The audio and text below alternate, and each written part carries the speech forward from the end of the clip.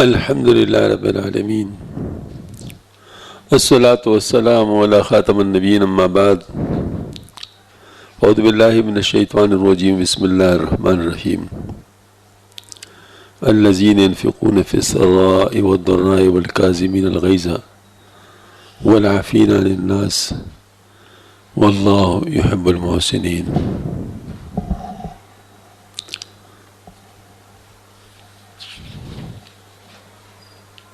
وقال الله تعالى لا يجرمنكم شأن قوم على ألا تعدلوا. وقال الله تعالى ومن شر حاسد إذا حسد. وقال رسول الله صلى الله عليه وسلم لرجل قال له صلى الله عليه وسلم أوصني قال لا تغضب فرد ذلك مرارا قال لا تغضب.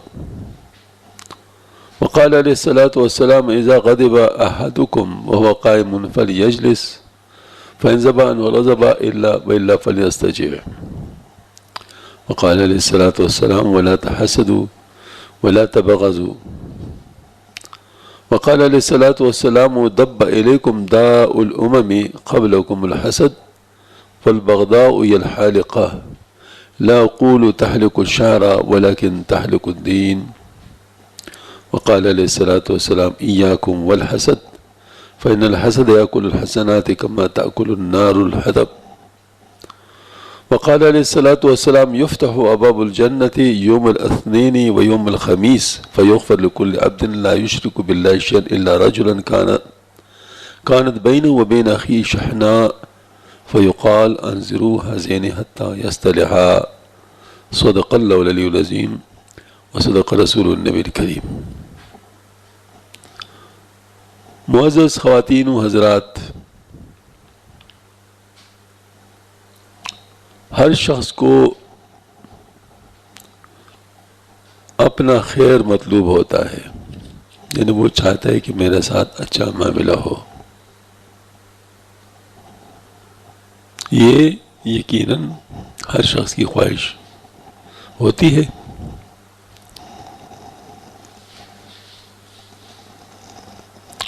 لیکن جو اچھے لوگ ہوتے ہیں، جو اللہ والے لوگ ہوتے ہیں، وہ اپنے ساتھ بھی خیر چاہتے ہیں لیکن دوسروں کی بلائی بھی چاہتے ہیں. یہ بھی ان کے ساتھ ہوتا ہے. صرف اپنی بات نہیں کر رہے ہوتے بلکہ دوسروں کو بھی ماشاءاللہ شریک کر لیتے ہیں اپنے ساتھ خیر میں. مثلا راستے پہ جا رہے ہیں، بازار میں کوئی اچھی چیز نظر آئی، پسند آئی، لے لیا، ٹھیک ہے. یہ تو سب لوگ کرتے ہیں. لیکن جو اچھے لوگ ہوتے ہیں وہ اپنے پڑوسیوں، اپنے رشتہ داروں، اپنے ساتھیوں، اپنے بھائی خواہوں کو بتاتے ہیں کہ یہ چیز مل رہی ہے آج کل، اگر آپ لینا چاہتے ہیں تو لے سکتے.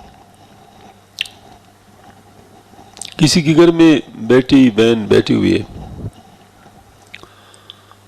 ان کو پتہ ہے کہ وہ رشتے کے تلاش میں، کوئی اچھے لوگ مل جائے تو اطلاع کر دیتے ہیں. مطلب یہ ہے کہ ایسی جگہ پر ہیں، وہ ہے کہ جیسے کوئی اپنے بچی کے لیے رشتہ ڈھونڈ رہے ہوتے، اس طرح وہ دوسروں کے لیے بھی سوچ رہے ہوتے ہیں. الغرض خیر کا جو بھی معاملہ ہوتا ہے وہ دوسروں کے لیے بھی ایسے ہی پسند کرتے ہیں جو اپنے لیے پسند کرتے ہیں. یہ اچھے لوگ ہوتے ہیں، اللہ کو پسند لوگ ہوتے ہیں. اس سے بھی اچھے لوگ ہوتے ہیں کہ جو اپنے اوپر تکلیف کو برداشت کرتے ہیں اور دوسروں کے لیے خیر چاہتے ہیں. یہ بھی لوگ ہوتے ہیں دنیا میں، اللہ پاک نے پیدا فرمائے. اب جو اور اس طرح بھی لوگ ہوتے ہیں جو اپنے لیے خیر پسند کرتے ہیں لیکن دوسرے کے لیے خیر نہیں دیکھ سکتے. وہ اپنے ساتھ کسی اور کو شریک نہیں کر سکتے اس مسئلے میں. اور جو چیز اس کو پسند ہو اگر وہ دوسرے کے ساتھ نظر آئے تو اس کو تکلیف ہوتی ہے. اسی تکلیف کا نام حسد ہے. یعنی بجائے اس پہ خوش ہونے کے کہ اچھا شکر ہے میرے بھائی کے ساتھ ایک اچھی چیز آ گئی ہے، بجائے خوش ہونے کے اس پر تکلیف اس کو ہوتی ہے. یہ جو تکلیف کی حالت ہوتی ہے اس کو حسد کہتے ہیں، کڑن کہتے ہیں. اس کی سزا دو قسم کی ملتی ہے، دنیا میں بھی ملتی ہے اور آخرت میں بھی ملتی ہے. دنیا میں یہ کڑن، یہ جلن اس کے نصیب میں ہوتا ہے، جس کی وجہ سے طرح طرح کی بیماریاں اس کو لگ جاتی ہیں. شوگر ہے، بلڈ پریشر ہے، معدے کی تیزابیت ہے، یہ سب بیماریاں اسی سے نکلتی ہیں. تو ایسے لوگوں کی زندگی اجیرن ہوتی ہے. یہ تو دنیا میں سزا ہے. اور آخرت میں انا للہ و راجعون، اللہ تعالیٰ ہم سب کو بچائے. یہ نیکیوں کو ضائع کرنے والا عمل ہے، اس سے نیکیاں ضائع ہوتی ہیں.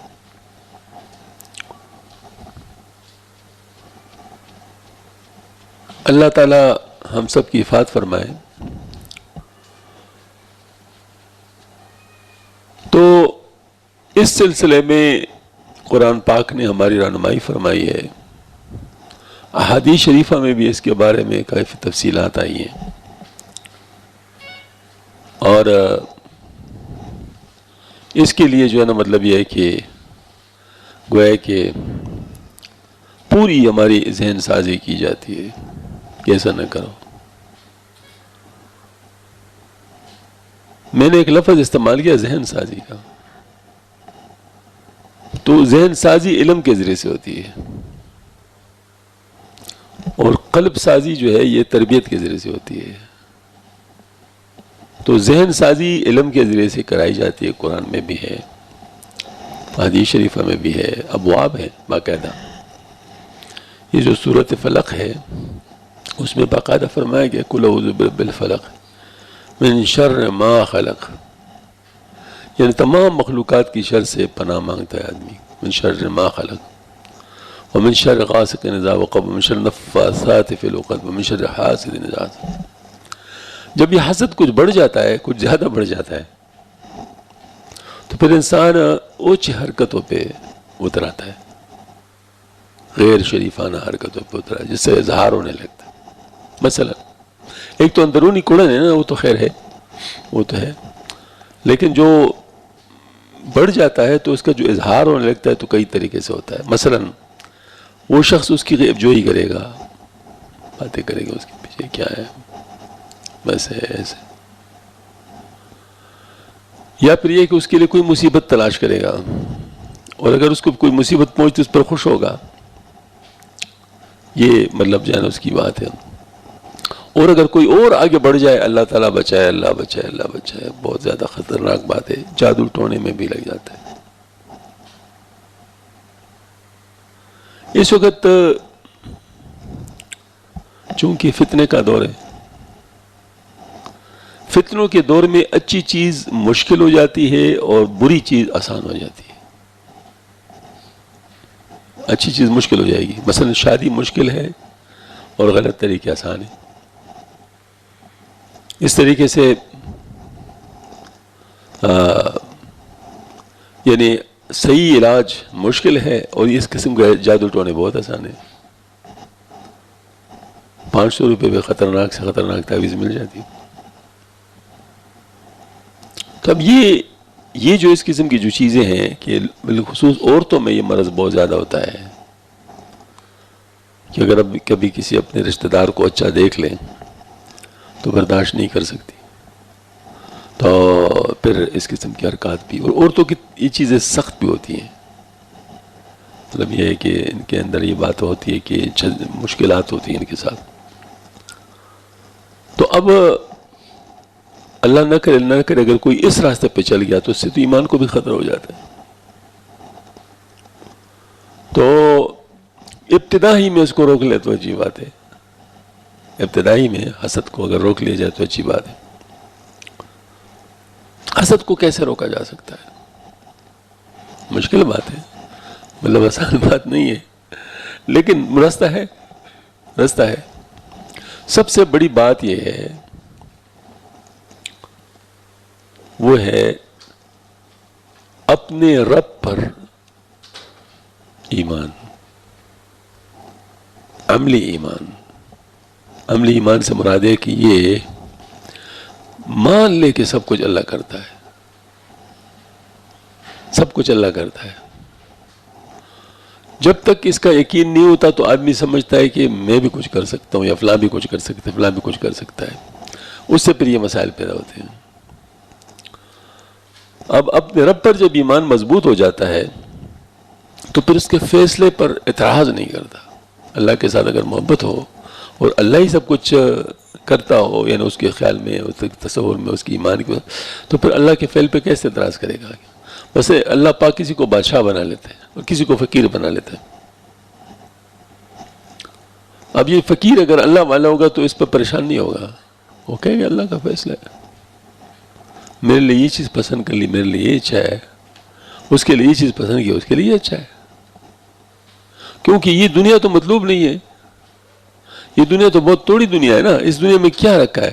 یہ تو بہت جلدی ختم ہونے والی ہے۔ اب اگر کوئی فقیر فوت ہو جائے یا بادشاہ فوت ہو جائے تو وہ تھوڑی دیر کے لیے جو اس نے مزے کیے تو اس کا کیا فائدہ؟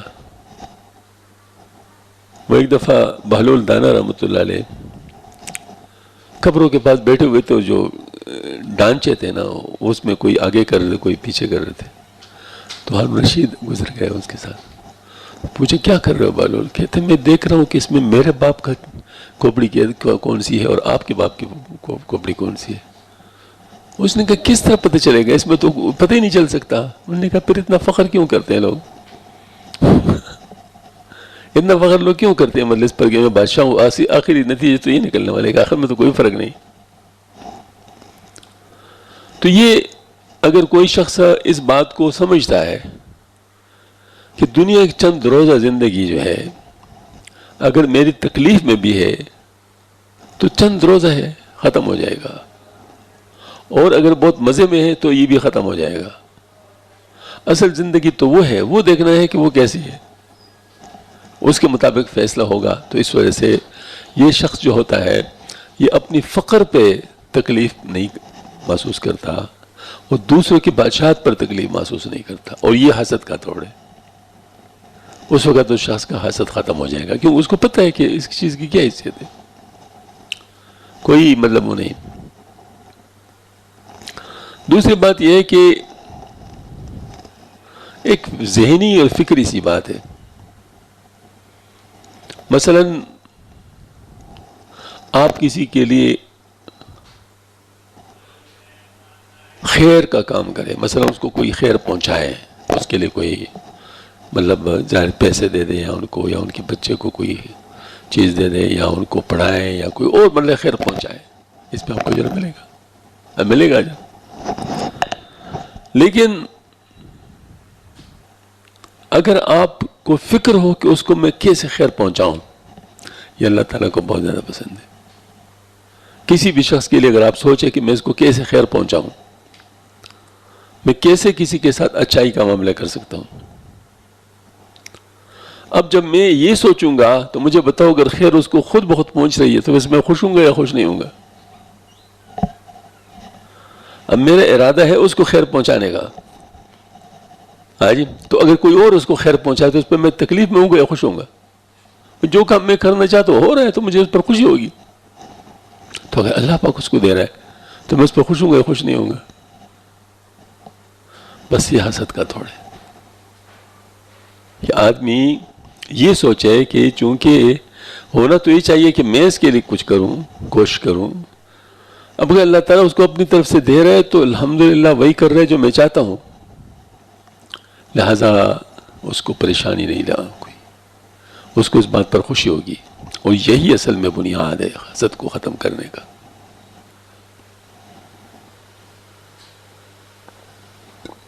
خیر بہت بڑی بات ہے۔ اصل میں ہم لوگ خیر کا مطلب نہیں جانتے، خیر کے اندر سب کچھ ہے۔ اللہ پاک نے فرمایا بل تؤثرون الحیات الدنیا والآخرۃ خیر وابقا، اب دیکھو آخرت میں جنت بھی ہے، آخرت میں خدا تعالیٰ کا دیدار بھی ہے، آخرت میں بڑی بڑی نعمتیں ہیں، ان سب کو خیر کے لفظ سے بیان فرمایا. تو خیر کتنی بڑی چیز ہے.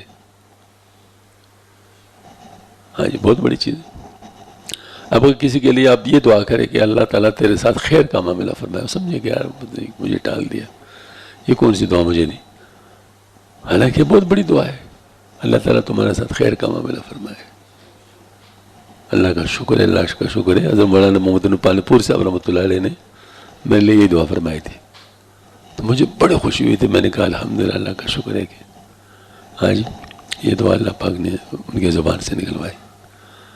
تو یہ جو بات میں عرض کر رہا ہوں کہ دوسروں کے لیے بھلائی سوچنا، خیر سوچنا، یہ اللہ کو بہت پسند ہے. اور مجھے بتاؤ کسی کے سوچنے پہ، اس سوچنے پہ ہمارا جاتا کیا ہے؟ ہم سے کیا جاتا ہے؟ اگر میں اس پر سوچوں کہ میرے کے ساتھ کوئی خیر بھلائی کا معاملہ کروں، اس پر مجھے کیا مشکل ہے؟ اس لیے جو فکر والی بات ہے نا، یہ بظاہر بہت تھوڑی نظر آتی ہے، لیکن اللہ کے نظروں میں بہت اونچی بات ہے. یعنی ایک لمحے کا جو فکر ہے وہ 70 سال کی بیریا عبادت سے افضل ہے. کوئی بات ہے؟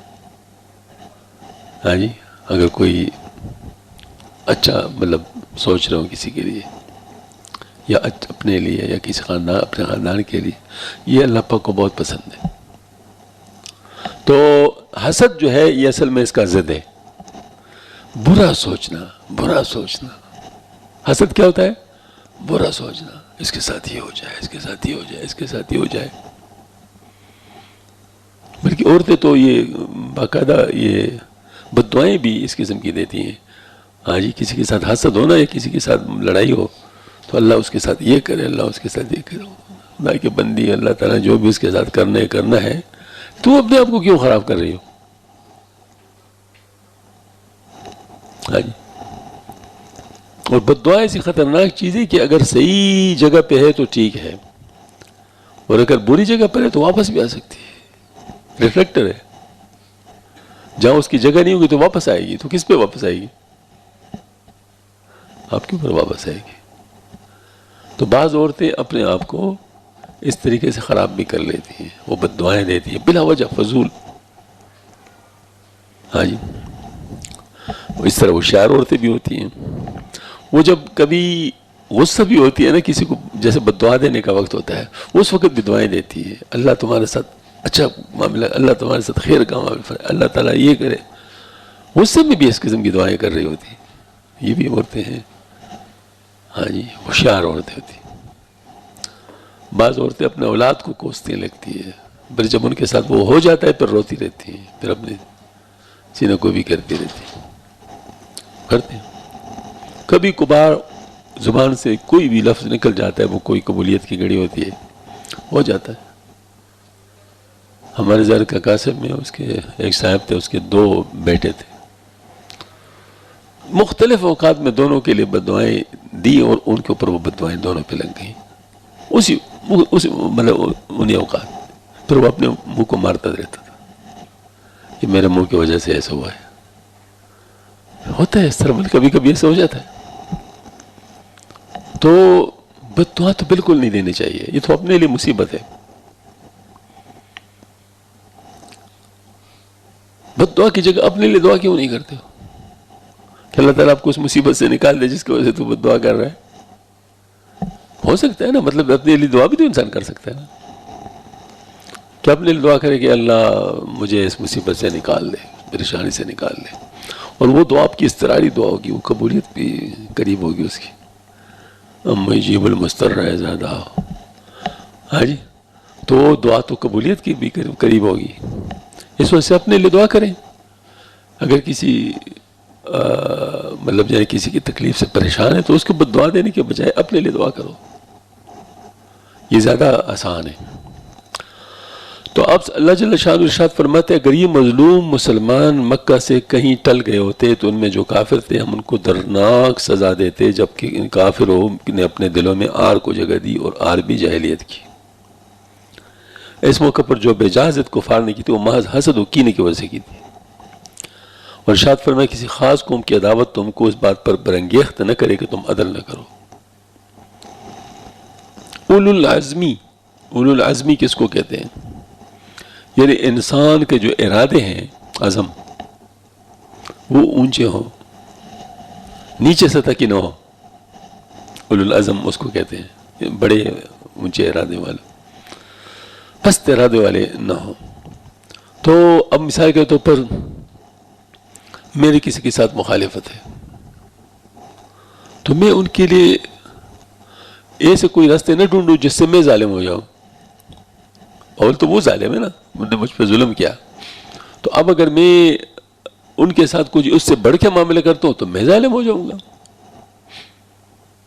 تو وہ تو نقصان ہو جائے، اللہ کی مدد ان کے ساتھ ہو جائے گی. تو یہ مطلب اولو العزم وہ ہوتا ہے کہ ایسے وقت میں وہ بھی پھر بھی عدل نہیں چھوڑتے اور عدل کا معاملہ کرتے ہیں. مثلا کسی خاندان کے ساتھ دشمنی ہے اور پولیس ویریفیکیشن ہوتی ہے کسی کی سروس وغیرہ کے لیے، کوئی آ گیا اور آپ ہی سے پوچھا کہ آپ کو اس کے ساتھ دشمنی ہے، آپ سے پوچھا تو آپ نے ان کو جھوٹ موٹ ایسی چیزیں بتا دی کہ جس سے اس کو نقصان ہو جائے. اب آپ کی اپنی دشمنی اپنی جگہ پر، یعنی ممکن ہے کہ اس نے آپ کے اوپر ظلم کیا ہو، اس میں کوئی شک نہیں، لیکن آپ نے جو بتایا وہ بھی تو جھوٹ ہے، تو عدل سے خلاف ہو گیا، صحیح سچ نہیں بتایا، لہذا آپ نے اپنے لیے گڑھا کھول دیا. اس وجہ سے ایسی حالت میں بھی انسان کو مطلب عدل کا دامن نہیں چھوڑنا چاہیے. انہی سے ارشاد فرمایا اللہ تعالیٰ نے، اے پیغمبر آپ کہے کہ میں حسد کرنے والے کے شر سے پناہ مانگتا ہوں. جب وہ حسد کرنے لگے، حسد یہ جلا دیتا ہے دونوں طرف.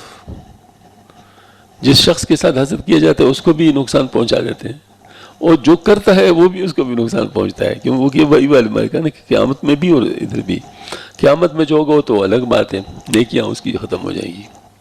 کیونکہ فرماتے ہیں کہ حسد جو ہے نا نیکیوں کو ایسی جلاتی ہے جیسے لکڑی کو آگ جلاتی ہے. اور یہ فرمایا کہ یہ مونڈنے والی ہے. میں نہیں کہتا ہوں کہ یہ بالوں کو موڑتے ہیں، بلکہ نیکیوں کو موڑتے ہیں. تو یہ حسد مطلب اس قسم کی خطرناک چیز ہے. تو یہ تو آخرت کا نقصان ہوا. دنیا کا نقصان میں نے بتا دیا کہ کڑن، جلن، بیماری، ہاں جی، یہ ساری باتیں مطلب اس کے ساتھ ہوتی ہیں. آپ صلی اللہ علیہ وسلم نے ایک شخص سے ارشاد فرمایا جس نے آپ سے عرض کیا تھا کہ مجھے کچھ وصیت فرمائیے. آپ نے فرمایا غصہ مت ہوا کرو. پھر اس شخص نے سوال کیا تو اس کو کئی مرتبہ فرمایا، دہرایا. آپ نے ہر مرتبہ یہ فرمایا غصہ مت ہوا کرو. اس کے لیے کوئی یہی بڑا مسئلہ تھا.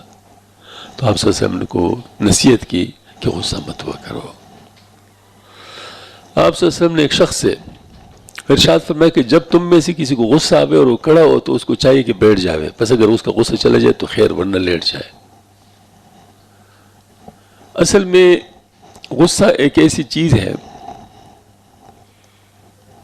جو انسان کی تمام صلاحیتوں کو ایک جانب مرکوز کر لیتی ہے، کنسنٹریٹ کر لیتی ہے. ایک بات، اس غصہ کی حالت میں اگر بس نہ چلتا ہو تو وہ کینہ بن جاتا ہے، اور اگر بس چلتا ہو تو اس کی تمام صلاحیتیں اس کے خلاف استعمال ہو جاتی ہیں جس کے اوپر غصہ ہوتا ہے. اگر اس کے ہاتھ میں قلم ہے تو قلم استعمال ہو جاتا ہے، اگر وہ زبان رکھتا ہے تو زبان استعمال ہو جاتا ہے، اگر وہ دولت والا ہے تو دولت استعمال ہو جاتی ہے، اگر وہ مطلب بڑے خاندان ہے تو اس کا خاندان استعمال ہو جاتا ہے. مطلب بالخص جس کے پاس جو بھی قوت ہے وہ ساری کی ساری اس ایک چیز کے لیے استعمال ہو جاتی.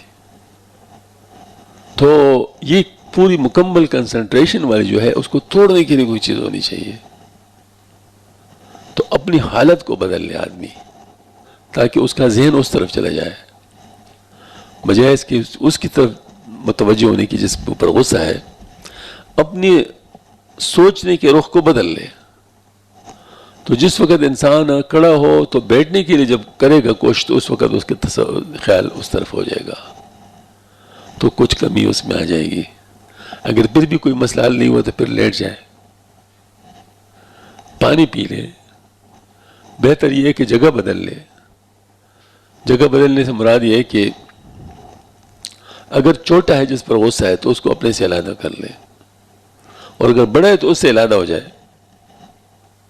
اس وقت بات نہ کرے، کیونکہ اس وقت بات خطرناک ہے.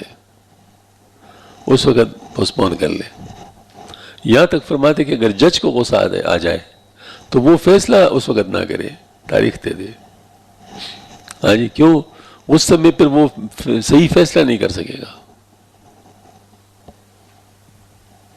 ایک دفعہ ایسا ہوا، ہمارے ایک دوست ہے ڈاکٹر احسان، نہیں جب وہ تھے، مطلب آئے تھے، ڈاکٹر بن گئے تھے اسپتال میں. تو پیشنٹ ہر قسم کے ہوتے ہیں، بیمار ہوتے ہیں ہر قسم کے. کوئی پیشنٹ آیا تو اس کو کسی نے اسٹیرائڈ کا انجیکشن لگایا ہوگا، کوئی پین کلر کا انجیکشن لگایا ہوگا، تو جلدی ٹھیک ہو چکا ہوگا، کیونکہ دیہات میں تو اس طرح چیزیں چلتی ہیں. حالانکہ ڈاکٹر کو آرڈر ہوتا ہے کہ سٹارٹ لو سے کرنا ہے تاکہ کم سے کم نقصان ہو اور زیادہ سے زیادہ فائدہ ہو. یہ ڈاکٹروں کی مطلب زیادہ پروٹوکول ہوتا ہے. تو وہ جب اپنی طرف سے کر رہا ہوتا ہے تو اس سے جب لو سے شروع کرتے تو آرام اتنا جلدی نہیں آتا، وہ اپنے وقت پہ آتا ہے، تھوڑا سا دیر لگاتا ہے لیکن بہرحال نقصان بھی نہیں کرتا. تو وہ جو ہے نا، وہ سادہ آدمی تھا، وہ کہتے تم کیسے ڈاکٹر ہو، فلاں جگہ میں گیا تھا تو اس نے میرا ایسے علاج کیا تھا، اور مطلب وہ ایک انجیکشن سے سارا کام ہو گیا تھا، اور تمہیں تو بالکل نہیں آتا ہو. اس نے باتیں شروع کی تو اس کو بھی غصہ آ گیا. اس نے اس کو ڈبل ڈوز دے دیا. تو ادھر لکھا تھا، تو جو اسپیشلسٹ ڈاکٹر تھے جو راؤنڈ لگاتے ہیں، اس نے اس کو دیکھا، کہتے یہ کس نے کیا ہے؟ دستخط تھا. اس کو بلایا، تو نے یہ کیا کیا؟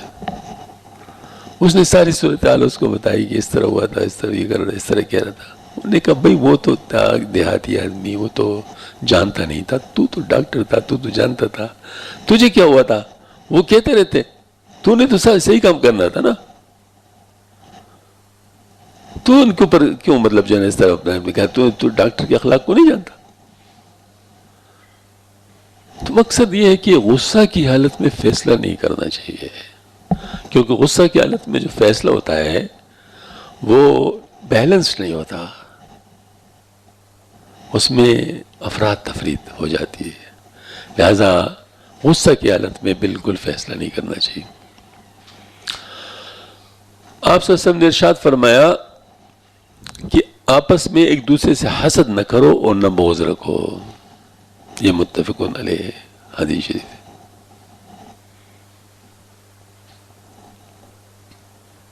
یہ دیکھو نا،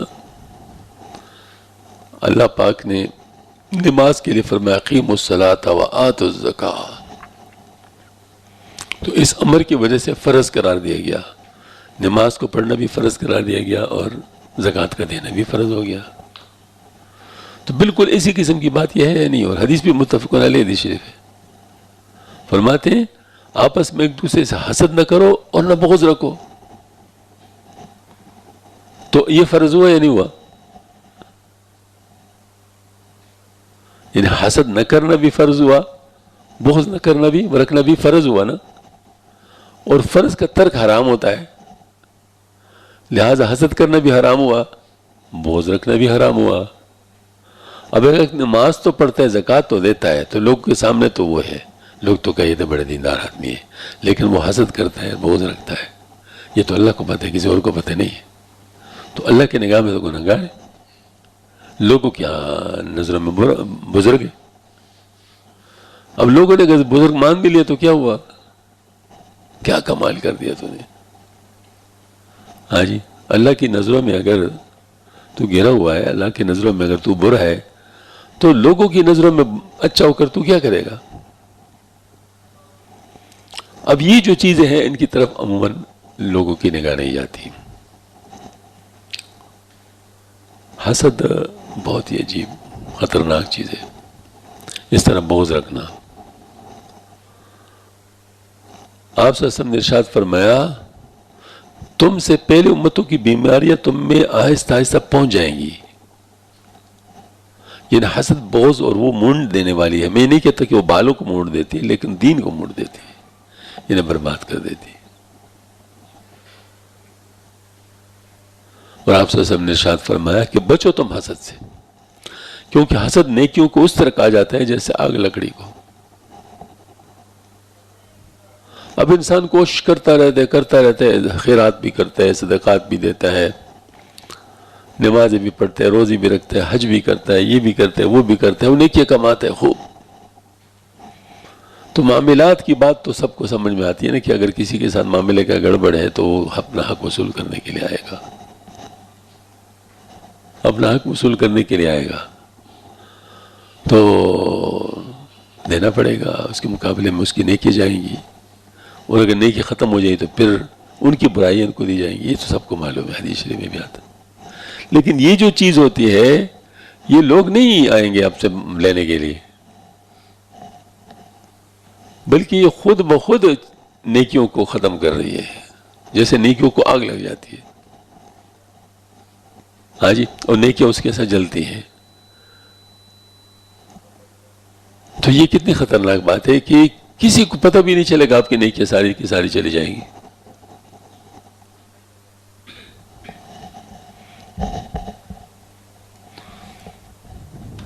یہ اللہ اکبر. گاؤں وغیرہ میں، ایسے علاقوں میں جہاں جہالت زیادہ ہوتی ہے، لوگوں کے اندر بہت بری بری عادتیں چل پڑتی ہیں. مثلاً ایسے لوگ بھی ہوتے ہیں جو باقاعدہ شرط کے ساتھ نظر لگاتے ہیں، شرط کے ساتھ. دیکھو میں نظر لگاتا ہوں، دیکھو اس کو، دیکھو اس کے ساتھ کیا ہوتا ہے. عربوں میں باقاعدہ ہوتے تھے، وہ اونٹ کو نظر لگاتے تھے. وہ یہ کیسے آ رہا ہے، زبردست چوکڑے بن رہا ہے، ادھر اونٹ گر جاتا ہے، لکھا ہوا اس میں. پھر ان لوگوں کو سزا یہ ہوتی ہے کہ اکثر یہ اپنوں کی چیزوں کو بھی نظر لگا لیتے. یہ سخاکوٹ میں ہمارے رشتہ دار تھے، تو ان میں سے ایک شخص کا بہت سخت نظر لگتی تھی. ان کی نظر یہ جانوروں پہ لگتی تھی. ظاہر گاؤں میں جانور ہی ہوتے ہیں نا، لوگوں کے سرمایہ، کسی کا بیل، کسی کا دمبا، کسی کا بکرا، کسی کا کیا، اسی کو ظاہر وہی ان کا دنیا ہوتی ہے. تو ان کی نظر ان چیزوں کو لگتی ہے. تو ایک دن ایسا ہوا کہ اس کی اپنی گائے تھی، پتہ نہیں اس نے دوسرے کی گائے سمجھی ہوگی کیا بات ہے، اس کی نظر اس پہ لگ گئی تو پاگل ہو گئی. پاگل ہو کے اسی کے اوپر چڑھ دوڑی اور اس کو خوب زخمی کر لیا. تو سب لوگ گاؤں والے ہنس رہے تھے کہ دیکھو اس کے ساتھ وہی ہو گیا. سب کو پتہ تو تھا نہیں اس کی نظر بہت لگتی ہے. آج یہ مشہور تھا. تو سب نے کہا کہ دیکھو نا، مطلب یہ کہ اس کو اپنے گائے کو نظر لگا دی. اپنے بچوں کو نظر لگا لیتے ہیں، دوسرے کو کسر لگاتے ہیں، اور اپنوں کو غلطی سے لگ جاتا ہے. سزا ہے، سزا لگتی ہے، سزا ہوتی ہے. تو یہ خطرناک بات ہے. اگر کسی کے ساتھ ایسا مرض ہے تو اس کے لیے دعائیں کریں. یہ انسان کو تباہ کرنے والی چیزیں، دعائیں کریں کہ اللہ مجھ سے یہ چیز دور کر دے، خطرناک چیز مجھ سے دور کر لے، میں تو مطلب اس کی وجہ سے تباہ ہو رہا ہوں. تو ظاہر مطلب ہے کہ ایک بات یاد آ گئی ہے. سبحان اللہ، سبحان اللہ، سبحان اللہ. اچھا ہوا، شکر ہے، الحمدللہ موقع پہ یاد آ گئی. ایک بات اکثر میں عرض کرتا رہتا ہوں کہ توجہ جو ہے نا، توجہ یہ قلبی دعا ہوتی ہے. تو اس کے مقابلے میں حسد قلبی بد دعا ہوتی ہے. بس سمجھ میں آ گئی نا. توجہ جو ہے نا قلبی دعا ہوتی ہے. مثلا آپ کسی کے لیے کسی کا بھلا چاہتے ہیں تو دل آپ کا اللہ پاک سے گویا کہ مانگ رہا ہے، اس کی طرف آپ متوجہ ہے کہ اللہ پاک اس کو یہ چیز دے دے. تو لوگ سمجھتے ہیں کہ اس کو تو دعا ملنے لگ گئی اس کی، اور نہیں ملے توجہ مطلب اس کی. یہ توجہ ہوتی ہے. اور بالکل اس کا الٹ جب آپ اس کا برا چاہتے ہیں، یعنی حسد یا بغض ہے، ہاں جی، تو یہ قلبی بد دعا ہے. تو قلبی بد دعا بھی لگ جاتی ہے. جیسے توجہ لگتی ہے نا، توجہ سے فائدہ ہوتا ہے، اس طرح قلبی بد دعا سے نقصان ہوتا ہے۔ تو اس کا مطلب یہ ہے کہ اگر کسی کی قلب میں بد دعا لگ رہی ہے تو اب وہ تو غیر ارادی ہے، تو ارادی طور پر اب قلبی دعائیں شروع کر لیں۔ اس وقت جب اس کی نظر لگنے کا احتمال ہو تو فوراً کہہ دے ماشاء اللہ لا حول ولا قوت الا باللہ۔ یہ ڈسکنیکشن ہے۔ گیئر جب بدلتے ہیں نا، گیئر کیا کرتے ہیں آدمی، پہلے جو گیئر ہوتا ہے مطلب اس کو کلچ پہ پیر رکھتے ہیں، تو پہلے گیئر کو، پھر اس کے بعد وہ بدل کے پھر کلچ کو کھول لیتے ہیں تو لگ جاتا ہے اس کو، ٹھیک ہے نا، یہ ہوتا ہے نا۔ تو اب یہ جو بات ہے کہ اگر آپ کسی کی قلبی بد دعا شروع ہو گئی، آپ کو اندازہ ہو گیا کہ مسئلہ شروع ہو گیا، میرے مطلب جو ہے نا وہ نظر لگنے کا خطرہ ہے، تو اسی وقت پہلے یہ پڑھو ماشاء اللہ لا قوت الا باللہ، لا حول ولا قوت الا باللہ، اور فوراً جو ہے نا اپنے دل میں دعا کرو کہ یا اللہ اس کا بھلا ہو، یا اللہ اس کا بھلا ہو، یا اللہ اس کا بھلا ہو، مطلب دل میں یہ دعائیں شروع کر لو، اور سبحان اللہ، اللہ پاک فضل فرما دیں گے۔ یہ مطلب اس کی ایک مطلب توڑ ہے۔ کہتے ہیں ڈائمنڈ کٹس ڈائمنڈ، لوہا لوہے کو کاٹتے ہیں، تو توجہ کو کاٹتے ہیں نا، وہ توجہ بری توجہ جو ہے اس کو آپ کی توجہ کاٹ لے گی اچھی توجہ، اور ماشاءاللہ یعنی اس کو نقصان نہیں ہوگا، یہ بات ہے۔ ورنہ پھر یہ والی بات ہے کہ اگر آپ نے اپنے ارادہ بھی ساتھ شامل کر لیا پھر نیلے پہ دیلا ہو جائے گا، پھر تو کام بہت خراب ہو جائے گا، اس کا نقصان بھی بڑھ جائے گا لیکن آپ کا نقصان بھی بڑھ جائے گا۔ ہاں جی، آپ کو پتہ نہیں کسی کو آپ گولی مارتے ہیں نا، یعنی تو بندوق کا جھٹکا لگتا ہے، واپس پیچھے کی طرف نہیں لگتا، تو ظاہر ہے مطلب یہ کہ واپس بھی کچھ کرتا ہے۔ تو اسی طریقے سے مطلب یہ کہ اس کو جو آپ نقصان وہ آپ کے پیچھے بھی آ رہا ہے، اور اس کے جو بیک فائر ہے آپ کو نقصان پہنچا رہا ہے۔ تو اس وجہ سے کوشش کرنی چاہیے۔ آپ نے ارشاد فرمایا، آپ صلی اللہ علیہ وسلم نے جمعرات اور پیر کے دن جنت کے دروازے کھولے جاتے ہیں، بس ہر اس شخص کی مغفرت کر دی جاتی ہے جو اللہ کے ساتھ کسی کو شریک نہ کرے، سوائے اس شخص کے جس کو اپنے مسلمان بھائی سے بغض ہو۔ بس کہا جاتا ہے کہ ان دونوں کو مہلت دو یہاں تک کہ آپس میں صلح کرے۔ یہ مسلم شریف کی روایت ہے۔ اب دیکھو اگر کسی کے ساتھ بغض ہے تو کتنا بڑا نقصان ہے، یعنی جو مغفرت کا وقت ہے وہ مس ہو گیا۔ اور یہ مغفرت کا وقت صرف یہ نہیں جمعرات و پیر کے دن کی بات نہیں ہے، فارمولہ تو سامنے آ گیا نا، تو اب عرفات میں بھی ایسا ہوگا، مزدلفہ میں بھی ایسا ہوگا، رمضان شریف میں بھی ایسا ہوگا، لیلۃ القدر میں بھی ایسا ہوگا۔ ہاں جی، ہر جگہ جب آپ کی مغفرت کا وقت آئے گا یہ چیز رکاوٹ بن جائے گی اور مصیبت۔ تو اس وجہ سے آدمی کو اپنے اوپر قابو پانا چاہیے، اور کسی کے ساتھ مطلب بغض نہیں رکھنا چاہیے۔ آپ صلی اللہ علیہ وسلم نے ارشاد فرمایا، اللہ تعالیٰ نے کہا اللہ تعالیٰ نے کہ تیار کی گئی ہے جنت ان متقیوں کے لیے جو خرچ کرتے ہیں اللہ کی راہ میں، فراغت میں بھی اور تنگی میں بھی، اور غصہ کو ضبط کرنے والے ہیں اور لوگوں کی تقصیرات سے درگزر کرنے والے ہیں، اور اللہ تعالیٰ ایسے نیکوکاروں کو محبوب رکھتا ہے۔ عجیب، ماشاءاللہ وہ ہے۔ اصل میں قرآن ہے نا، قرآن یہ اللہ کی کتاب ہے، اس میں انتہائی بلاغت ہے، اور جتنی آپ اس کی تفصیل کریں گے اتنی چیزیں آپ کے اوپر کھلتی جائیں گی، وقت کے ساتھ ساتھ ضرورت کے مطابق چیزیں مطلب اس میں سامنے آتی جائیں گی۔ یہاں پر دیکھیں نا، اچائی کی پروگرس ہے، اچائی کی پروگرس ہے۔ سب سے پہلے کیا ہے، اللہ جل شانہ نے کیا فرمایا؟ سب سے پہلے یہ فرمایا جنت متقیوں کے لیے جو خرچ کرتے ہیں۔ پہلی چیز کیا ہے؟ متقی، تقوی۔ پھر اس کے بعد مزید تفصیل، خرچ کرتے ہیں فراغت میں، پھر کہتے ہیں تنگی میں بھی، ابھی مسلسل پروگرس ہے۔ خرچ کرتے ہیں اللہ کے راستے میں فراغت میں، پھر اس کے بعد تنگی میں بھی۔ اچھا، پھر اس کے بعد غصہ کو ضبط کرنے والے ہیں، والکاظمین الغیظ۔ غصہ ایک بہت بڑی طاقت ہے. اس طاقت کو روکنا کوئی آسان بات نہیں ہے. وہ طاقت بھی اندرونی ہے، یعنی ہمارے جسم کے اوپر جاری و ساری ہے، جس نے ہمارے دل کو بھی قبضے میں لے لیا ہے، ہمارے دماغ کو بھی قبضے میں لے لیا ہے، ہمارے عقل کو بھی قبضے میں لے لیا ہے، ہمارے ہاتھ پاؤں کو بھی قبضے میں لے لیا ہے. پورے جسم پر حکومت کر رہا ہے اس وقت غصہ.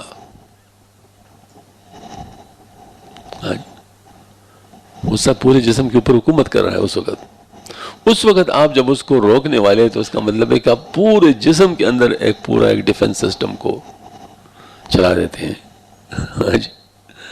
ہاتھوں کو بھی روک لیتے ہیں، پاؤں کو بھی روک لیتے ہیں، دماغ کو بھی روک لیتے ہیں، دل کو بھی روک لیتے ہیں. یہ کوئی معمولی بات ہے؟ ہاں جی، مسلسل. تو یہ مطلب یہ والکاظمین الغیظ، میں نے آپ سے عرض کیا نا کہ پروگرس. اب اس میں کیا ہوئے؟ اس میں دوسروں کو نقصان بچانے سے اپنے آپ کو روک دیا. والعافین عن الناس، مزید پروگرس. اب نہ صرف روکا بلکہ ان کو معاف بھی کر دیا. معاف بھی کر دیا، کیونکہ ایسے بھی ہو سکتا ہے آپ معاف نہ کریں لیکن نقصان دینے سے اپنے آپ کو بچائیں. کہتے ٹھیک ہے جو اللہ پاک اس کو سزا دے گا، میں نہیں دیتا اس کو سزا. تو معاف تو نہیں کیا نا، لیکن اپنے نقصان سے تو اس کو بچا دیا نا. تو دیکھو مسلسل پروگرس جا رہی ہے. پھر کیا ہے کہ والعافین عن الناس، ان لوگوں کو معاف کرتے ہیں، درگزر کرتے ہیں. اور پھر اس کے بعد احسان بھی کرتے ہیں، مزید بھی نواز دیتے ہیں. اب یہ سٹیجز ہیں، مطلب جس سٹیج پر آپ رک گئے تو آپ کا مقام ادھر ہے. جس سٹیج پر بھی آپ رک گئے، مثلا آپ نے غصہ کو ضبط کر لیا تو آپ کا یہ مقام ہے. آپ نے معاف کر لیا، یہ آپ کو اس سے اونچا مقام ہے. آپ نے اس کے ساتھ احسان کا معاملہ کر لیا تو یہ اس سے اونچا مقام ہے. اور اللہ پاک نے نمونے کے طور پر ایسے حضرات کو پیدا بھی فرمایا. وہ حسن رضی اللہ تعالیٰ کی جو روایت ہے نا کہ وہ باندی پہ غصہ ہو گئے. جب غصہ ہو گئے تو ہوشیار تھی تو اس نے فوراً یہ قرآن پاک کی آیت پڑھی والکاظمین الغیظ. تو اس نے فوراً اپنا غصہ کو روک لیا. والعافین عن الناس یہ پڑھا تھا، اچھا میں نے تجھے معاف کر دیا. پھر پڑھا واللہ یحب المحسنین، پھر اچھا میں نے تجھے آزاد کر دیا. اب سزا کی لائق تھی لیکن کیا ہوا؟ معاف کر دیا اور آزاد کر دیا. یہ کس کے لیے کیا مجھے بتاؤ؟ اللہ کے لیے کیا. تو اللہ تعالیٰ بدلہ دینے والے ہیں نہیں، تو کیا بدلہ دے گا؟ اللہ تعالیٰ کا ایک قاعدہ بھی ہے، سنت عادیہ ہے کہ جس ڈومین میں آپ خیر کا کام کرتے ہو اس ڈومین میں آپ کے ساتھ اس سے بہت زیادہ خیر کا معاملہ کرے گا. آپ نے اللہ کے راستے میں خرچ کیا، آپ کے مال کو بڑھا دیا. آپ نے اپنی عزت قربان کر لی، اللہ تعالیٰ نے آپ کی عزت بڑھا دی. آپ نے جان قربان کر دیا، اللہ نے آپ کے ہمیشہ کے لیے زندہ کر دیا. یہ جس ڈومین میں بھی آپ خیر کا کام کریں گے اللہ کے لیے تو اللہ تعالیٰ اس ڈومین میں آپ کے ساتھ بہت زیادہ خیر کا معاملہ کرے گا. پکی بات. اب آپ نے لوگوں کو معاف کر دیا اللہ کے لیے، اللہ تعالیٰ بھی آپ کو معاف کر دے گا. اللہ تعالیٰ بھی آپ کو معاف کر دے گا. آپ نے لوگوں کے ساتھ مطلب جو ہے نا وہ احسان کا معاملہ، اللہ تعالیٰ بھی آپ کے ساتھ احسان کا معاملہ کر دے. اب تمہارا احسان کا معاملہ تو بڑا لمیٹڈ ہے لیکن اللہ تعالیٰ کے احسان کا معاملہ تو لمیٹڈ نہیں ہے. تو بہت ہی نفع کا سودا ہے. اب میں آپ کو کیا بتاؤں، ایک ہوتا ہے پریکٹیکل صوفی، ایک ہوتا ہے تھیوریٹیکل صوفی. ہاں جی، تھیوریٹیکل صوفی تو ان تمام چیزوں کو جانے گا، خوش ہوگا، سمجھے گا. یہ بھی بڑی بات ہے کہ کم از کم صحیح بات کو سمجھ لیا. جو پریکٹیکل صوفی ہوگا نا وہ جب بھی اس کا موقع آئے گا تو اس کو عمل میں لائے گا. اس کو پتہ چل گیا نا کہ اس بات پہ اللہ پاک خوش ہوتے ہیں اور یہ چیز اللہ پاک دیتے ہیں، تو جب اس کا موقع آئے گا تو کہے گا واہ سبحان اللہ، موقع آ گیا، اب میں اس کو ٹرائی کرتا ہوں، تو ظاہر وہ عمل کر لے گا، تو اس کو ماشاءاللہ اس کا بڑا فائدہ ملے گا۔ اور یہ بھی آپ کو بات بتاؤں، اللہ پاک نے قرآن پاک میں جا بجا کچھ باتیں فرمائی ہیں، اللہ کرے کہ وہ ہمیں یاد رہے اپنے وقت پہ۔ مثلا یہ بھی اللہ پاک کا وہ ہے، مطلب یعنی کہ اللہ پاک اپنے وعدوں کا خلاف نہیں کرتے، لا یخلف المیعاد، اللہ پاک اپنے وعدوں کا خلاف نہیں کرتے۔ تو اب اللہ پاک کی ہر بات پکی ہے۔ آپ نے اگر کبھی کہیں پر بھی اللہ پاک نے وعدہ کیا ہے، کسی بھی چیز کے ذریعے سے وعدہ کیا ہے، آپ نے اسی کام کو کر لیا، اللہ پاک کے کہنے پر اللہ پاک کو راضی کرنے کے لیے آپ نے وہ کام کر لیا، یہ نہیں ہو سکتا کہ تم وہ کام کرو اور اللہ پاک اس کو نہ کرے، کیونکہ تم ایک کمزور آدمی ہو، حاجت مند ہو۔ تو اپنے آپ کو تنگ کر کے اگر ایسا کر سکتے ہیں تو اللہ تعالیٰ تو حاجت مند بھی نہیں ہے، اس کے پاس تو کوئی کمی نہیں ہے، اس کے لیے کرنا کون سا مشکل کام ہے؟ تو اس وجہ سے اللہ جل شانہ بہت زیادہ دیتا ہے، بہت زیادہ دیتا ہے۔ اب یہ اگر پریکٹیکل صوفی کی بات میں کر رہا ہوں کہ پریکٹیکل صوفی جو ہوتا ہے وہ اللہ تعالیٰ کے وعدوں کو یاد رکھتا ہے، مواقع کو بھی یاد رکھتا ہے، اور جیسے وہ موقع آتا ہے تو اس وعدے کو یاد کر کے اس طرح کر لیتا ہے، بس وہ 100% کامیاب ہو جاتا ہے، کوئی نہ کوئی چیز ایسے ہو جاتا ہے، ان کا قبول ہو جاتا ہے جس پہ معاملہ ان کا سیدھا ہو جاتا ہے۔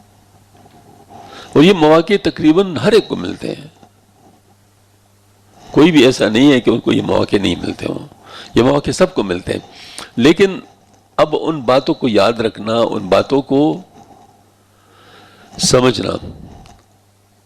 مثال کے طور پر میں آپ کو ایک بات بتاؤں، چھوٹی چھوٹی باتیں ہیں بظاہر لیکن وہ بڑی بڑی باتیں ہوتی ہیں۔ مثلا غیر محرم آپ نے دیکھ لیا نظر آیا، لیکن آپ کو اللہ جل شانہ کا یاد آیا کہ جو اس وقت اللہ کے ڈر سے اپنے چہرے کو اس سے ہٹاتا ہے، اللہ کے ڈر سے کوئی اپنے چہرے اس سے ہٹاتا ہے، تو اللہ پاک فرماتے ہیں میں اس کو ایسی عبادت کی توفیق دے دوں گا دنیا میں جس سے وہ ایمان کی حلاوت کو دنیا میں محسوس کر لے گا۔ وعدہ ہے۔ اب یہ ہے کہ میں راستے میں تو اس کے چانسز کتنے ملتے ہیں، بگاڑ جتنا زیادہ ہے چانسز زیادہ ہیں۔ اب یہ ہے کہ آپ نے اللہ تعالیٰ کے ڈر سے اپنے چہرے کو ہٹا دیا، اور جیسے اپنے چہرے کو ہٹا دیا اللہ پاک کا وعدہ ایکٹیویٹ ہو گیا، وہ جنم اللہ سامنے آ گیا اور اس نے آپ کا کام بنا دیا، تھوڑے سے دیر میں آپ کا کام بنا دیا۔ اس وجہ سے میں کہا کرتا ہوں اکثر کہ ایک تو دعائیں نہ چھوڑو، دعائیں بہت بڑی چیز ہے، مانگتے رہو، پتہ نہیں کون سا وقت قبولیت کا ہو، اور تمہارے جاتا کیا ہے دعائیں کرنے پر، فائدہ ہی ہوتا ہے نا، فائدہ ہی ہوتا ہے۔ بھئی دعا عبادت ہے یا نہیں ہے؟ الدعاء مخ العبادہ، الدعاء هو العبادہ، حدیث شریف ہے۔ تو آپ دعا کر رہے ہیں تو کچھ بھی اگر آپ کو نہیں ملے عبادت تو ہو گئی نا۔ عبادت سے تو یعنی وہ جتنے وقت میں آپ دعا میں مشغول ہے اس وقت آپ اس عبادت میں مشغول ہے، تو آپ کی عبادت تو ہو گئی۔ اگر وہ دعا آپ کی قبول نہ بھی ہوئی تب بھی آپ کی عبادت تو قبول ہوئی، آپ کی عبادت تو ہو گئی نا۔ تو ایک تو یہ کہ اپنی دعاؤں کو جاری رکھیں، کبھی دعاؤں کو بند نہ کریں۔ مثلا بیمار ہے تو اللہ تعالیٰ سے مانگے اے اللہ مجھے صحت عطا فرما، اے اللہ مجھے صحت عطا فرما، یہ دعا آپ کی عین اپنے حال کے مطابق ہے، اس میں آپ کی کیا رکاوٹ ہے؟ شیطان اس میں یہ آتا ہے او جی اللہ نہیں سنتا، انا للہ و انا الیہ راجعون، یہی پر مصیبت بن جاتی ہے۔ کیوں؟ وجہ کیا ہے؟ وہ اس کی نگاہ سے اس کا عبادت والا کنسپٹ مٹا دیتا ہے، وہ نتیجے والے کنسپٹ کی طرف متوجہ کرتا ہے کہ دیکھو تو اتنے عرصے سے دعائیں کر رہا ہے، تو ٹھیک نہیں ہوا تو اس کا مطلب ہے کہ نعوذ باللہ من ذالک اللہ پاک نہیں سنتا۔ حالانکہ ایسی بات نہیں ہے، آپ نے دعا جب کی تو 3 چیزوں میں سے ایک واقعہ ہو گیا آٹومیٹکلی، تین چیزوں میں ایک واقعہ ہو گیا، یا آپ سے وہ مصیبت ہٹا دی گئی جس کے لیے آپ نے دعا کیا، یا آپ سے اس کی وجہ سے کوئی اور مصیبت ہٹا دی گئی جو آپ کے اوپر آلریڈی ڈیو تھا، اور یا پھر ایک آپ کے لیے قیامت میں اس کو ذخیرہ بنا دیا گیا۔ اب اگر آپ نے دعا کی تو اگر آپ کو یہاں پتہ نہیں چلا کہ اس کا کچھ فائدہ آپ کو نظر آ گیا تو وہ تو اسٹور ہو گیا نا جہاں آپ کی ضرورت ہے۔ تو مجھے بتاؤ، اگر وہ بیماری آپ کی ویسے میں بطور وہ کہتا ہوں کہ 100 سال رہے، 100 سال آپ کو عبادت کا چانس مل رہا ہے اس کے ذریعے سے۔ وہ حضرت حاجی امداد علامہ اجرمکی رحمۃ اللہ علیہ کے پاس کوئی شخص آیا، حضرت میں نے آیت کریمہ پڑھ لیا 1.25 لاکھ مرتبہ، مجھے تو کچھ بھی نہیں حاصل ہوا۔ تو نے خدا کے بندے اور کیا چاہتے ہو؟ اللہ پاک نے 1.25 لاکھ مرتبہ آیت کریمہ پڑھنا نصیب فرمایا، اور کیا چاہتے ہو؟ یہ کچھ بھی نہیں ہوئے۔ یعنی دیکھو نا، اس آیت کریمہ کا جو تعلق اللہ کے ساتھ ہی بول رہا ہے، صرف اپنی مصیبت کو یاد رکھا ہوا ہے۔ سمجھ میں آ گئی نا بات؟ غلطی کہاں ہے؟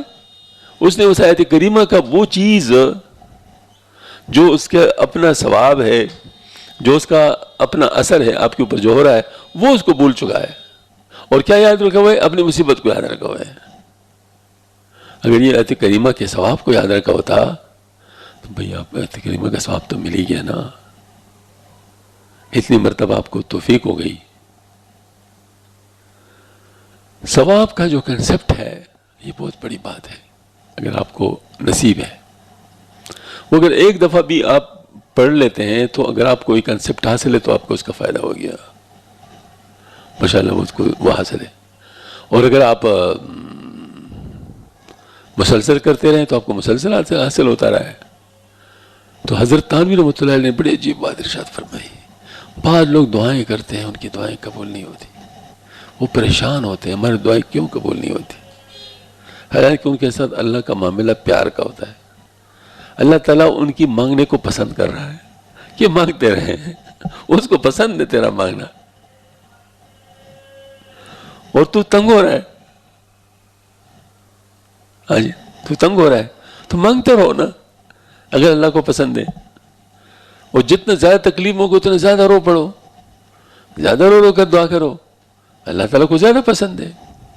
بلکہ بعض دفعہ تو یہ فرمایا گیا ہے، مجھے حلیمی صاحب نے فرمایا تھا، بعض دفعہ تو ایسا ہوتا ہے کہ بعض دفعہ عادتاً انسان کے اندر وہ رونے کی اور اللہ کے سامنے گڑ گڑانے والی عادت رک جاتی ہے، عادت ہونے کی وجہ سے، مطلب وہ جن عادی ہو جاتا ہے نا تو وہ چیز رک جاتی ہے، ان کی دعاؤں میں وہ جان نہیں رہ پاتی جو پہلے تھی، تو پھر اللہ تعالیٰ اس کو کسی ایسی مصیبت میں مبتلا کر لیتے ہیں جس میں اس کو دوبارہ وہ حالت حاصل ہو جائے کہ اب وہ پھر اسے اس طریقے سے مانگے۔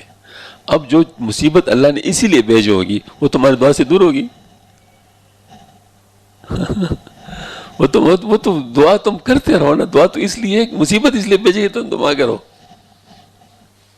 یقیناً دعا بھی اس لیے کہ مصیبت دور ہو جائے، لیکن اللہ پاک نے مصیبت بھیجی اس لیے۔ اب بتاؤ، ہاں جی، تو یہ جو باتیں میں اس لیے عرض کرتا ہوں کہ اکثر لوگ اس وجہ سے مایوس ہو جاتے ہیں، حالانکہ مایوس نہیں ہونا چاہیے، ان کی جو پراپرٹیز ہے ان کو یاد رکھنا چاہیے کہ مطلب جو ہے نا وہ مانگتے رہے، مانگنے میں فائدہ ہے۔ اس طرح نماز ہے، نماز میں بھی آپ اگر اسی لیے نماز پڑھے کہ اللہ کے سامنے کھڑا ہونا مجھے نصیب ہو جائے، پھر آپ نماز پہ نہیں تھکیں گے، بلکہ نماز کے لیے لفظ کیا استعمال ہوتا ہے؟ قیام کا لفظ استعمال ہوتا ہے، قیام۔ وہ کہ اس میں اصل چیز کیا ہے؟ اللہ کے سامنے کھڑا ہونا، اللہ پاک کو پسند ہے۔ تو نماز کو بھی آپ اس طرح بنا دیں کہ اللہ کے سامنے کھڑے ہونے کا خیال ہو، دعاؤں میں بھی اس بات کی طرف ہو، اور خیر خواہی کا معاملہ ہو۔ الدین نصیحت، دین خیر خواہی ہے، لہٰذا آپ اپنے ساتھ بھی خیر خواہ ہوں، ایسے اعمال کریں جس کی وجہ سے آپ کو فائدہ ہو، اور دوسروں کے ساتھ بھی خیر خواہ ہو، دوسروں کے لیے بھی بھلا سوچو۔ دوسروں کے لیے بھی بھلا سوچو. یہ خواتین ذرا جذباتی ہوتی ہے، تو بعض خواتین کے ذریعے سے دوسری خواتین لگ جاتی ہیں نا کام میں، ہوتے ہیں مظاہر، مطلب ان کی دعوت مؤثر ہو جاتی ہے. خواتین کو اچھی دعوت دے سکتی ہے. تو ہم تو صرف باہر سے ہی باتیں کر رہے ہوتے ہیں، وہ تو ان کے ساتھ ہی ہوتی ہیں. اچھا، وہ ان میں سے کچھ تیز ہوتی ہیں، یعنی بہت جلدی ان کا کام بن جاتا ہے. اب جن کی وجہ سے لگی ہوتی ہے وہ اتنی تیز نہیں ہوتی، تو کہتے ہیں دیکھو نا یہ کیوں اتنی تیز چلی گئی. مجھ سے باقاعدہ لوگوں نے کہا ہے، مطلب ویسے میں بات نہیں کر رہا ہوں، ہاں کہا ہے. تو میں ان کو کہتا ہوں کہ یہ مجھے بتاؤ اب یہ آپ کے لیے صدقہ جاریہ ہے یا نہیں ہے؟ یہ اگر جتنی تیز بھی جائے گی تو آئی تو آپ کی وجہ سے ہے نا. جب آپ کی وجہ سے آئی ہے تو جتنی بھی تیز جائے گی تو فائدہ تو آپ کا ہے نا. تو اس پہ آپ کو خوش ہونا چاہیے، خوش نہیں ہونا چاہیے؟ خوش ہونا چاہیے. اس کی وجہ یہ ہے کہ آپ کی صدقہ جاریہ ہے. تو چونکہ خواتین جذباتی مخلوق ہے تو اس وجہ سے ان چیزوں کو، یہ چیزیں میں ان میں بہت زیادہ پاتا ہوں کہ وہ اس قسم کی، جس کو کہتے ہیں نا، ایسی باتیں بھی کر لیتی جس پہ انسان کو ہنسی آ جاتی ہے. لیکن یہ ان کی فطرت ہے، یہ ان کی فطرت ہے. مطلب ظاہر ہے ان کی ایجوکیشن کی ضرورت ہے، مطلب ان کو سمجھانے کی ضرورت ہے، لیکن بہرحال یہ ان کی فطرت ہے.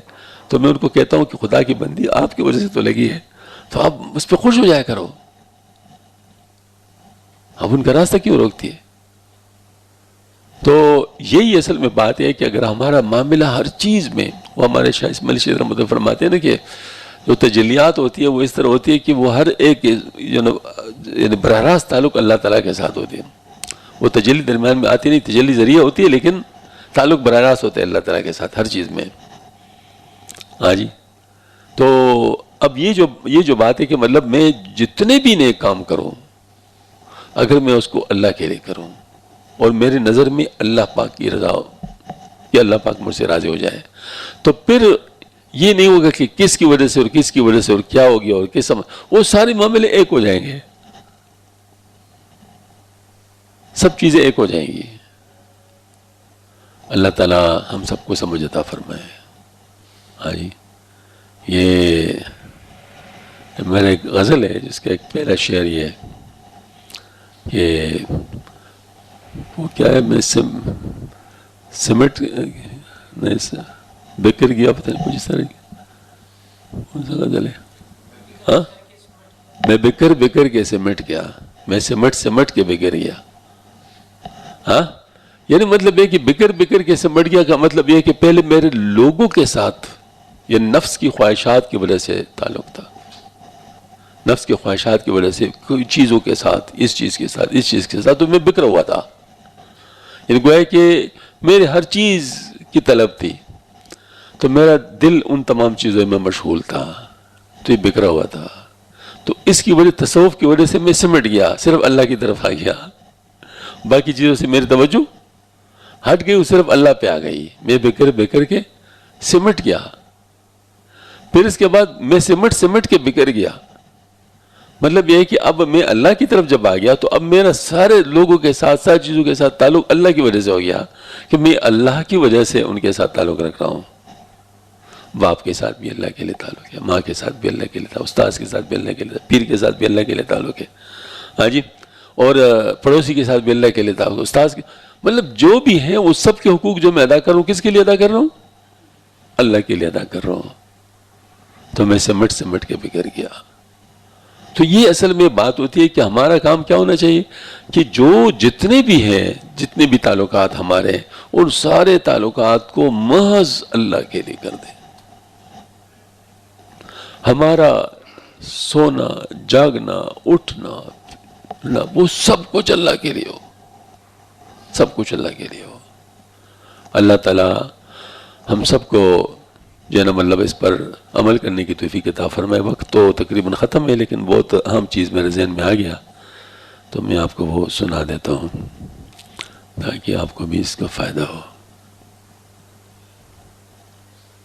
Connected.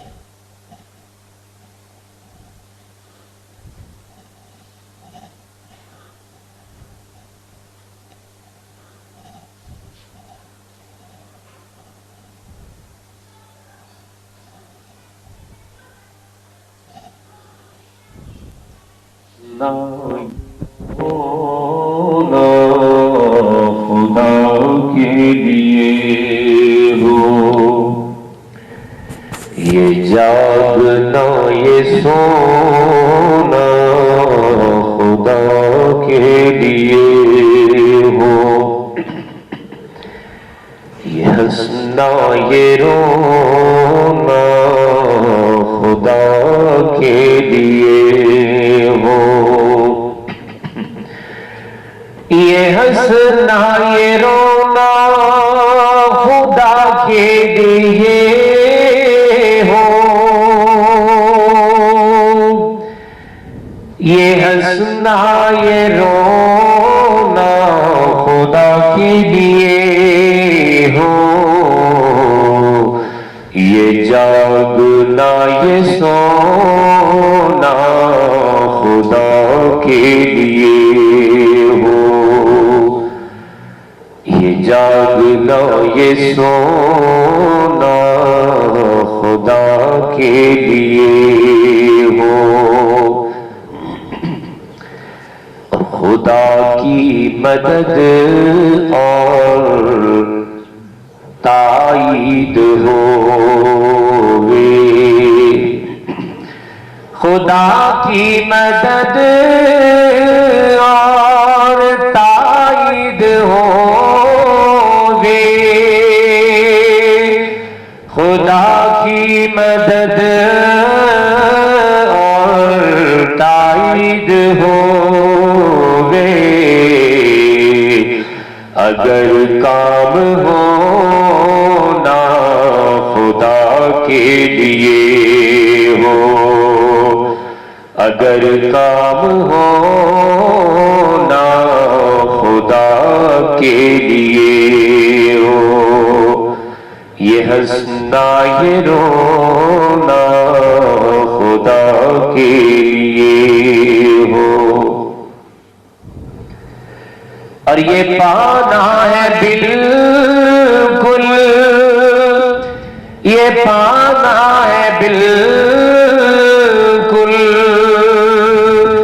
یہ پانا ہے بالکل، یہ پانا ہے بالکل، یہ پانا ہے بالکل، یہ پانا ہے بالکل، یہ پانا ہے بالکل، یہ پانا ہے بالکل،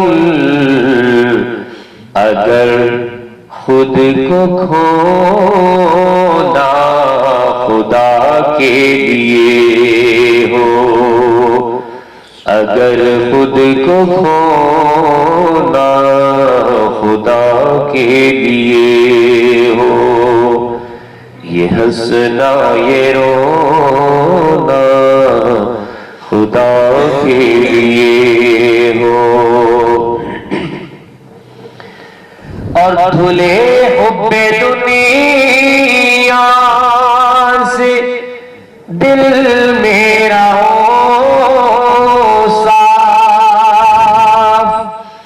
دھلے حب دنیا سے دل میرا ہو صاف، سب آباد کریے ہمیں، دھلے حب دنیا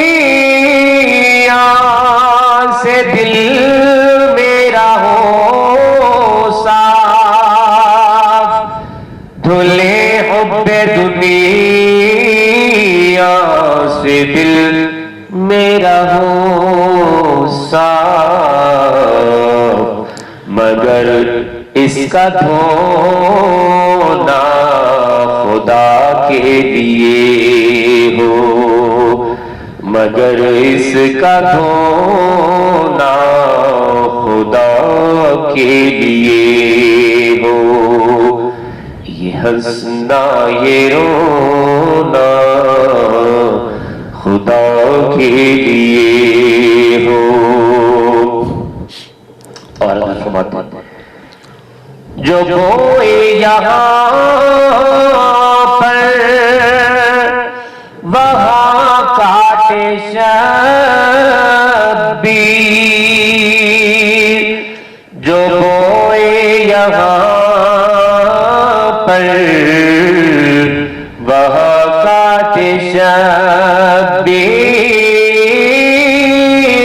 بوئے یہاں پر وہاں کاٹے شبیر، جو بوئے یہاں پر وہاں کاٹے شبیر، مگر اس کا بونا خدا کے لیے ہو، مگر اس کا بونا خدا کے لیے ہو، یہ ہنسنا یہ رونا خدا کے لیے ہو، یہ جاگنا یہ سو. الحمد لله رب العالمين، الصلاة والسلام على خاتم النبيين. اللهم اهدنا الصراط المستقيم، صراط الذين أنعمت عليهم غير المغضوب عليهم ولا الضالين. اللهم ربنا آتنا في الدنيا حسنة وفي الآخرة حسنة وقنا عذاب النار. يا حي يا قيوم برحمتك نستغيث، أصلح لنا شأننا كله ولا تكلنا إلى أنفسنا. اللهم ربنا آتنا في الدنيا حسنة وفي الآخرة حسنة وقنا عذاب النار. ربنا تقبل منا إنك أنت السميع العليم وتب علينا إنك أنت التواب الرحيم. اللهم إنا نسألك من خير ما سألك من عبدك ونبيك وحبيبك محمد صلى الله عليه وسلم، ونعوذ بك من شر ما استعاذ من عبدك ونبيك وحبيبك محمد صلى الله عليه وسلم. أنت المستعان ولا حول ولا قوة إلا بك.